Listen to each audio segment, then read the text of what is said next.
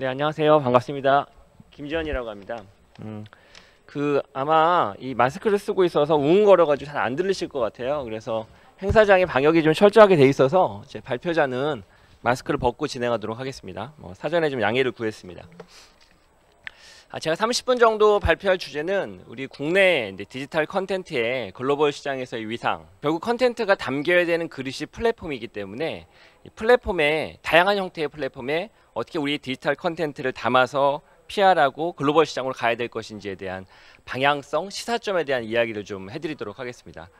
결론적으로 말하면 두 가지의 시사점이 있다고 먼저 말씀드릴 수 있을 것 같아요. 첫 번째는 컨텐츠가 제 아무리 훌륭하다 하더라도 플랫폼을 띄고, 즉 플랫폼 안에서 유통돼야 되기 때문에 플랫폼의 특성에 맞는 컨텐츠 구성이 중요하다. 이게 첫 번째 시사점이고요. 두 번째 시사점은 컨텐츠가 또 플랫폼이 아무리 훌륭하더라도 그 플랫폼의 특성에 맞는 PR, 즉 마케팅 전략이 반드시 수반되어야 한다.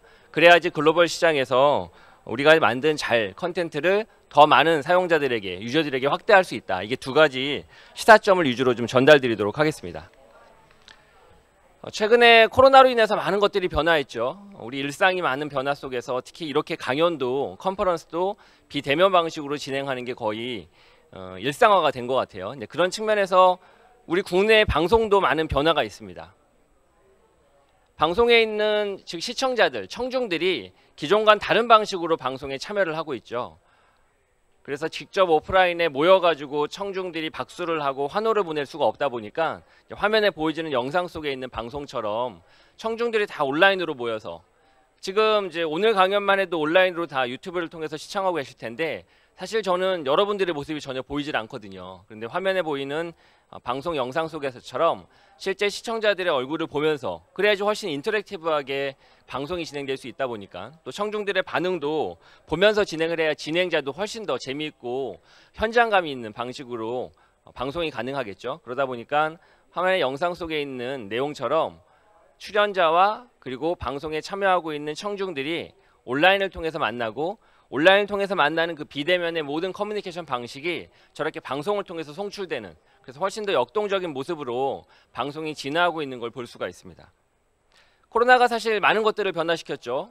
공연 시장부터 시작해서 콘서트 시장, 그리고 오프라인에 기반하고 있는 여행 산업과 숙박 산업, 교통 산업, 많은 것들을 어려움을 겪게 만들고 있습니다. 그럼에도 불구하고 이렇게 방송계 쪽에서는, 또 콘서트 시장에서는 비대면 방식으로 기존의 오프라인에서 즐기던 기존의 현장감과 몰입감을 어떻게 온라인에서 이어서 제공할까라는 고민을 가지고 이렇게 방법들을 찾아가고 있습니다. 곰곰이 생각해보면 우리 콘서트 시장도 많은 변화와 또 부침을 겪었던 것 같아요. 1990년대, 2000년 전만 해도 주로 콘서트는 오프라인에서 이루어졌고, 또 많은 사람들이 직접 육안으로 확인하면서 콘서트 장소에서 박수를 보내고 환호를 보내면서 즐겼었는데, 2010년도 스마트폰이 보급되면서 많은 변화가 있었죠. 콘서트장에 가면 어김없이 다들 스마트폰을 꺼내서, 카메라를 꺼내서 내가 느끼고 있는 현장 속의 내 경험을 고스란히 기록으로 남기고, 그렇게 기록된 영상물들은 라이브 브로드캐스팅으로, 더 나아가서는 기록된 사진으로, 또 동영상으로 SNS를 통해서 더 전파를 하고 있습니다. 그래서 콘서트에서 즐긴 내용이 그저 나만의 경험으로 기록되는 게 아니라 보다 많은 사람들과 공유되면서 전파되고 또 더욱더 많이 확대되고 있습니다. 그런 변화가 2020년 코로나와 함께 더 큰 변화의 정점을 맞이하고 있어요. 최근 들어서 빅히트 엔터테인먼트가 방방 콘서트라고 해서 라이브 콘서트를 전 세계를 대상으로 방송했습니다. 그때 동시 접속자 수가 100만 명이 이르고요. 실제 콘서트가 유료로 진행이 돼서 약 한 3만 원에서 7만 원에 판매됐거든요. 그런데 거의 500억 정도의 매출을 올렸다고 추정을 할 만큼 많은 사람들이 열광을 보였습니다. 그러니까 오프라인의 콘서트에 있는 건 사실 공간의 제약, 또 시간의 제한 때문에 사실 제한된 사람들만이 참여할 수 있었다면, 온라인은 그런 제한이 사라지죠. 그러다 보니까 거의 무궁무진하게 전 세계 모든 사람이 동시에 연결이 가능합니다. 단 그렇게 연결된 형태의 컨텐츠를 라이브로 브로드캐스팅 하려고 하면 플랫폼이 필요하죠. 그런 플랫폼을 1차 방탄소년단의 콘서트에서는 네이버의 브이라이브를 이용했는데, 두 번째 콘서트부터는 키스위 모바일이라고 하는 회사하고 제휴를 맺어서 독자적인 라이브 브로드캐스팅 플랫폼을 만들어서 전 세계를 대상으로 서비스를 했죠. 그러니까 한마디로 말하면 콘텐츠 개발사가 온라인 플랫폼까지 직접 만들어서 운영을 했다는 거죠. 쉬운 일이 아니죠.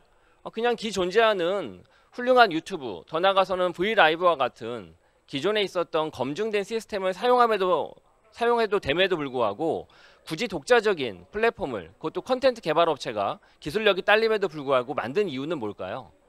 저는 두 가지에서 시사점을 찾습니다. 첫 번째는 다행히 비용 절감이고요.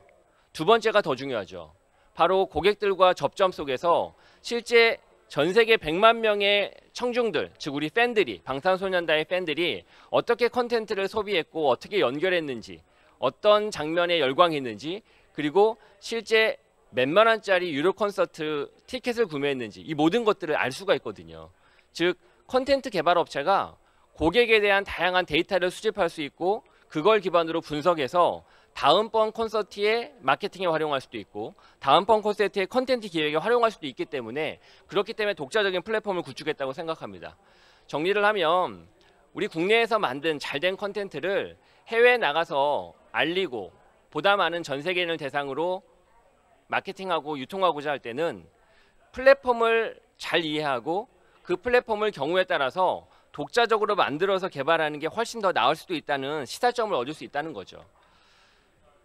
미국의 디즈니랜드가 사실 이번 코로나로 인해서 많은 부침을 겪고 있거든요. 왜냐하면 디즈니랜드 매출의 대부분은 오프라인에 있는 디즈니랜드와 그리고 숙박업소에서 나오고 있거든요.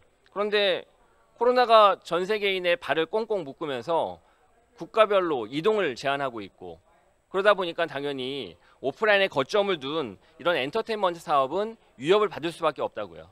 그런 디즈니랜드가 최근 코로나를 잘 극복할 수 있었던 가장 큰 비결 중에 하나가 작년도 말에 디즈니 플러스라고 하는 독자적인 디지털 컨텐츠 유통 플랫폼을 만들었기 때문에 가능했던 겁니다.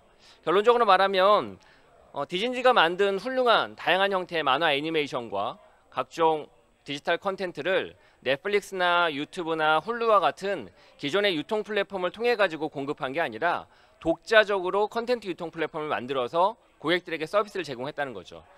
물론 디즈니가 그만큼 훌륭한 디지털 컨텐츠를 가지고 있었기 때문에 가능했던 일이긴 하지만, 중요한 건 IT 전문 기업이 아닌 곳에서 독자적인 플랫폼을 만들어서 전 세계인을 대상으로 서비스하는 이유는 앞서 제가 설명드린 것처럼 컨텐츠 그 자체만으로는 부족하다는 거죠.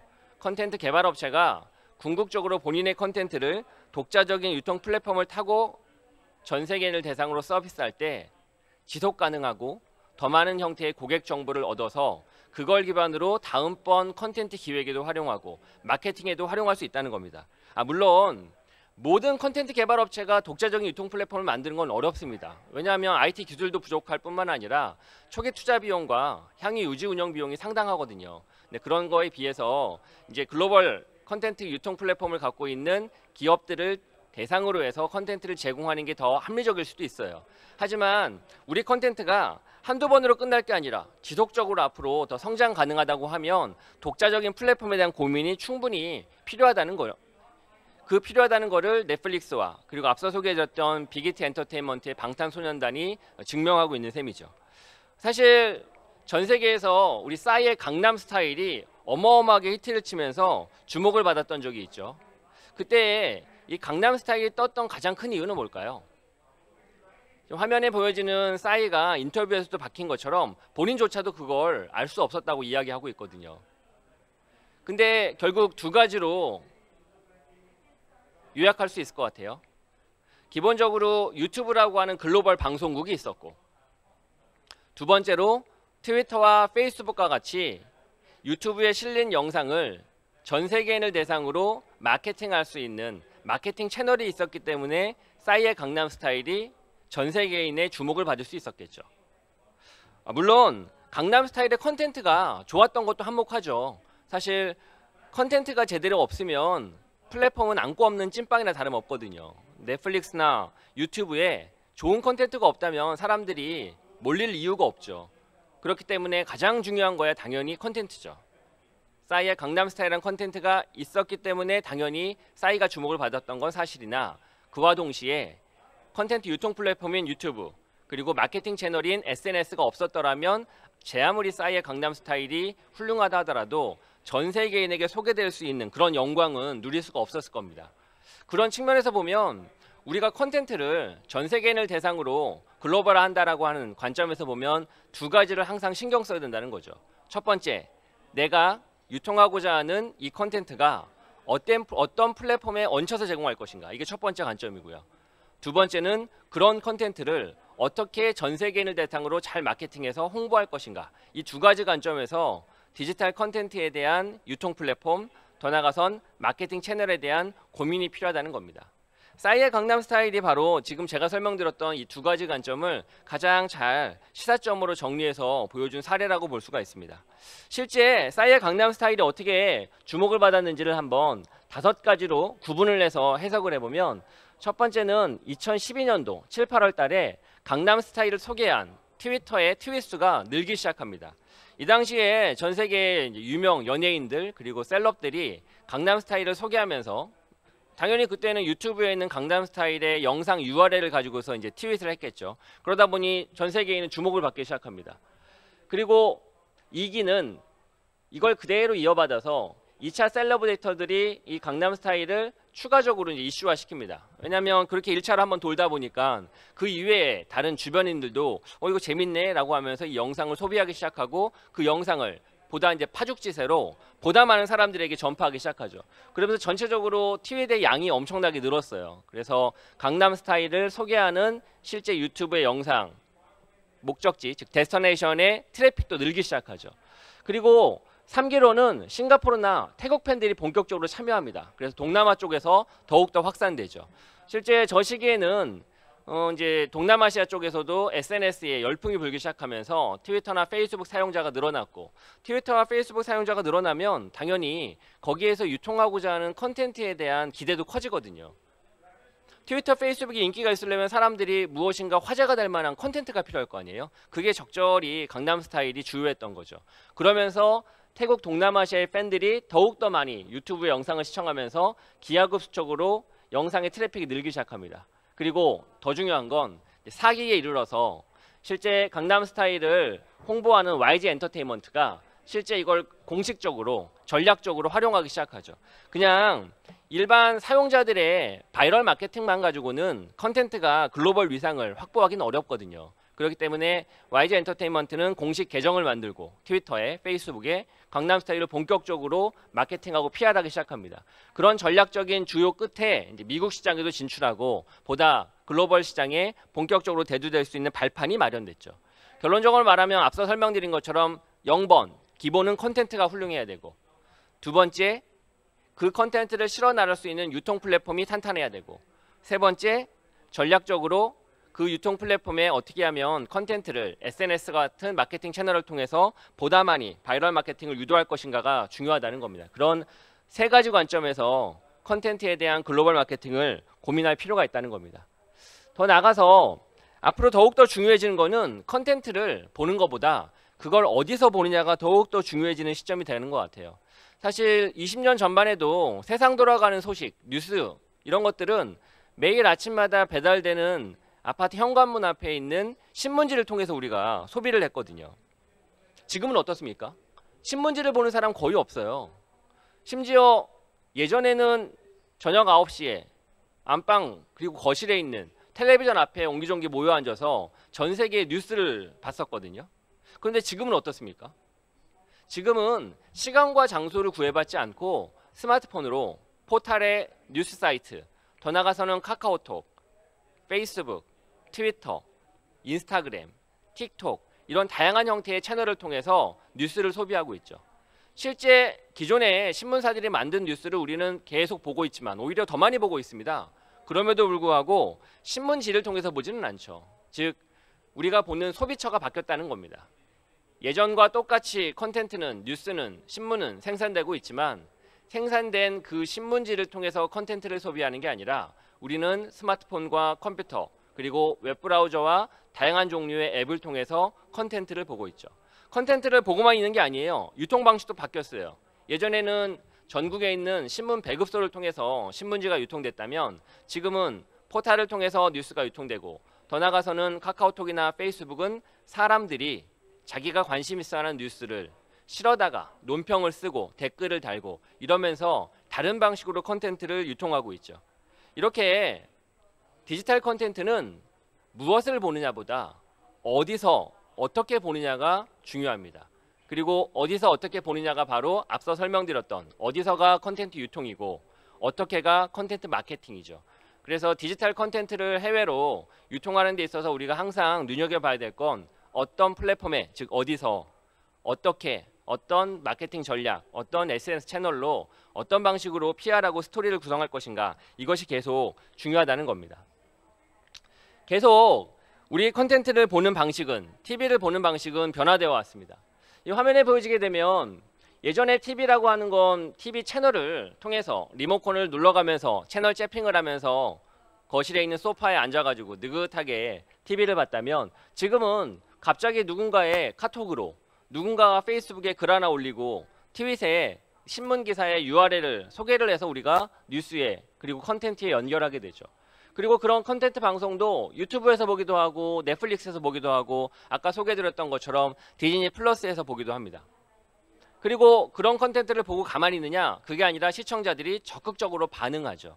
예전에 TV와 뉴스는 보고 나서 그냥 혼자 좋아하고 낄낄거리고 끝났다면, 지금은 그 컨텐츠에 대해서 댓글을 쓰고 보다 적극적인 사람들은 그 컨텐츠를 URL을 따서 주변인들에게 알리고 그리고 논평을 하고 블로그에 그와 관련된 컨텐츠를 쓰는 등 다양한 형태의 리액션이 있습니다. 그러다 보니까 기존과 다른 방식으로 콘텐츠가 소비되고 유통되는 것이죠.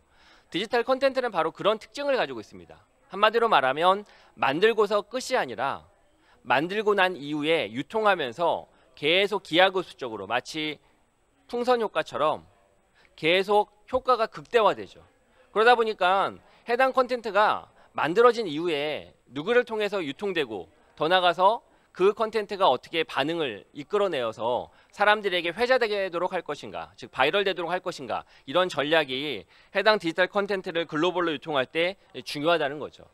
한마디로 말하면 보고 퍼뜨리고 만들고 하는 그런 삼각구도가 펼쳐지고 있습니다.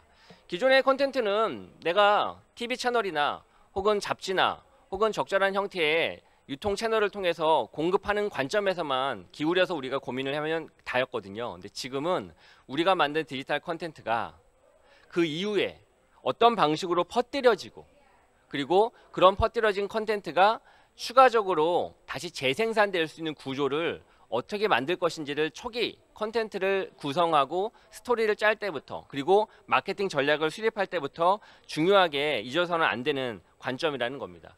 그런 측면에서 콘텐츠를 고민을 해야 된다고요. 우리가 만든 콘텐츠를 어떤 유통 채널을 통해 가지고 PR할 것인가, 그리고 이 콘텐츠를 어떤 방식으로 바이럴 시킬 것인가, 이거에 대한 스토리와 전략적인 소구점이 꼭 필요하다는 겁니다.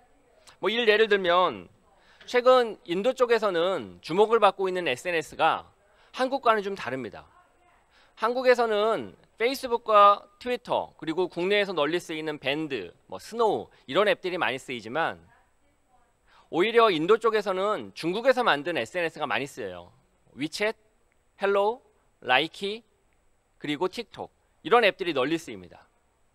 중동 쪽에서는 우리 국내에 있는 하이퍼커넥트라는 회사가 만든 아자르라고 하는 화상 채팅 솔루션이, 앱이 많이 널리 쓰입니다. 이렇게 각 국가별로 문화적 특성이 다르다 보니까 잘 쓰여지는 서비스, 또 SNS가 좀 다릅니다. 물론 전 세계적으로 유튜브나 넷플릭스는 널리 보급되어 있는 대표적인 유통 채널이기도 하죠. 근데 국가별로 좀 다른 특이점을 가지고 있다는 겁니다. 예를 들면 일본에서 우리 한국의 웹툰이 잘 소비되고 있거든요. 일본의 웹툰 시장을 한국에 있는 카카오가 지배를 하고 있습니다. 한국의 웹툰이 일본 시장에서 주목을 받는 가장 큰 이유는 기존에 우리가 봤던 만화 방식의 만화와는 달리 웹툰이 웹에서 그리고 스마트폰에서 보기에 최적화되었기 때문에 다른 것이거든요.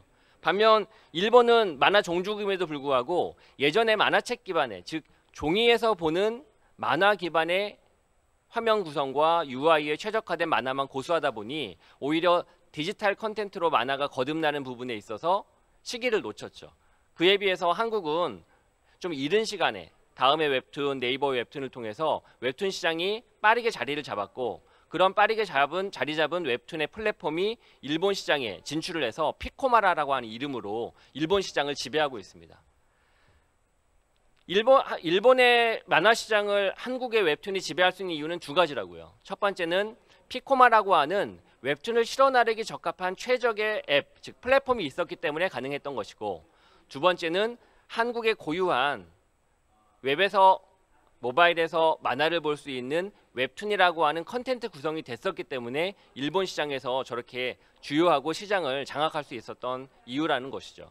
정리를 하면 두 가지가 중요하다는 거예요. 아무리 한국의 웹툰 컨텐츠가 경쟁력이 있어도 그걸 실어 나갈 수 있는 플랫폼이 없으면 무용지물이라는 겁니다. 그런 면에서 한국의 카카오가 피코마라고 별도의 앱을 만들어서 운영한 건 한국의 웹툰을 가장 실어 나르기 적합한 툴로서, 즉 플랫폼으로서 최적화시켰기 때문에 이 두 가지가 만나서 실질적으로 일본 시장에서 웹툰을 저렇게 주목받을 수 있게끔 성장시켰다는 거죠. 지금까지 말씀드렸던 걸 요약하면 이렇게 해석을 하면 될 것 같아요. 여러분들 그 오징어 좋아하시는지 모르겠어요. 생물학적으로 오징어는 똑같은 오징어지만 마른 오징어와 그리고 삶은 오징어는 맛이 완전히 다르거든요. 맛만 다르냐? 같이 어울리는 음식의 궁합도 달라요. 예를 들면 마른 오징어는 맥주하고 어울리죠. 땅콩하고 같이 먹었을 때도 어울리고. 하지만 삶은 오징어는 초장에 찍어 먹었을 때, 그리고 소주하고 한 잔 먹었을 때 가장 맛이 좋습니다. 우리가 만든 컨텐츠도 마찬가지라는 거예요.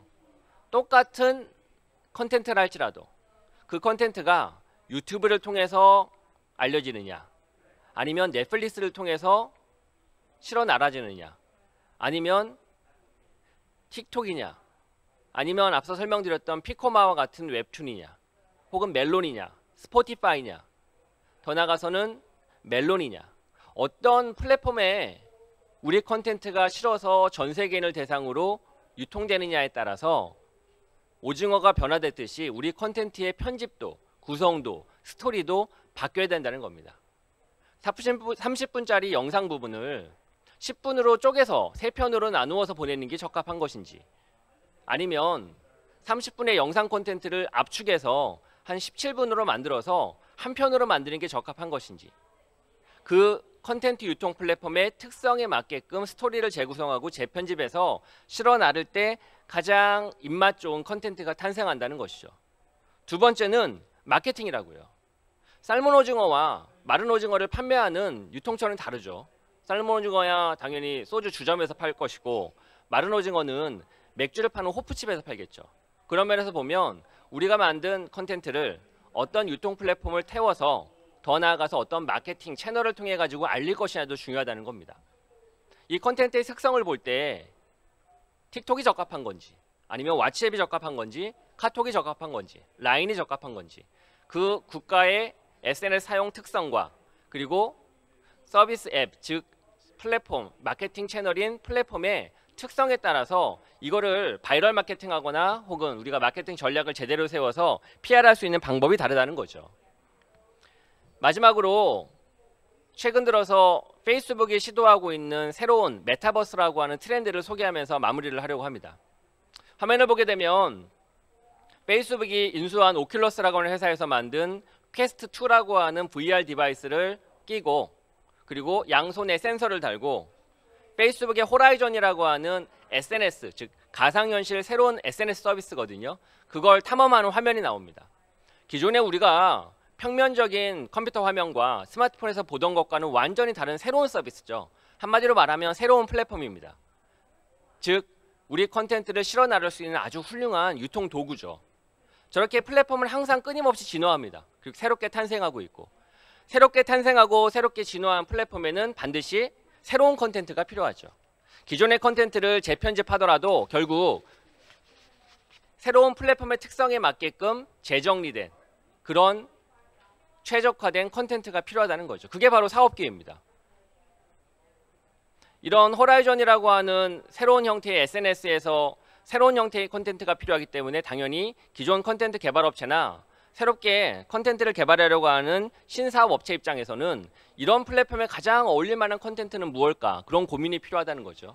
더 나아가서 최근에 페이스북이 오큘러스 퀘스트 2를 만들면서 기존의 퀘스트 1 제품보다 훨씬 더 저렴한 비용으로 해상도도 훨씬 더 높게 만들었거든요. 새로운 디바이스예요. 텔레비전이 출연하면, 라디오가 출연하면 그에 맞는 콘텐츠가 필요합니다. 웹이 그리고 스마트폰 앱이 나오게 되면 웹과 스마트폰 특성에 맞는 새로운 콘텐츠가 필요하다고요. 마찬가지로 호라이전이나 더 나아가서 방금 이야기했던 새로운 VR 디바이스와 같은 새로운 매체가 나타나면 그 매체 특성에 맞는 새로운 콘텐츠가 절실히 필요하다는 거죠. 왜? 콘텐츠가 없으면 안고 없는 찐빵이기 때문에. 그런 면에서 보면 새로운 디바이스와 새로운 서비스의 출현은 곧 콘텐츠 업체에겐 새로운 기회라는 거죠. 그것도 아직 치열한 경쟁이 없는 블루오션의 시장이기 때문에 우리 국내에 있는 디지털 콘텐츠 개발하는 업체들 입장에서는 해외에 있는 수많은 서비스와 그리고 각 국가의 특성에 맞는 유통 채널 그리고 마케팅 채널을 잘 발굴하고 들여다보면서 그리고 또 새로운 서비스와 새로운 플랫폼의 출현을 항상 규칙을 주목하면서 거기에서 우리 콘텐츠를 어떻게 하면 더 많이 알리고 PR할 것인가 유통시킬 것인가 이거에 대한 고민을 해보는 시사점을 좀 가졌으면 하는 바람으로 강연을 마치겠습니다. 감사합니다.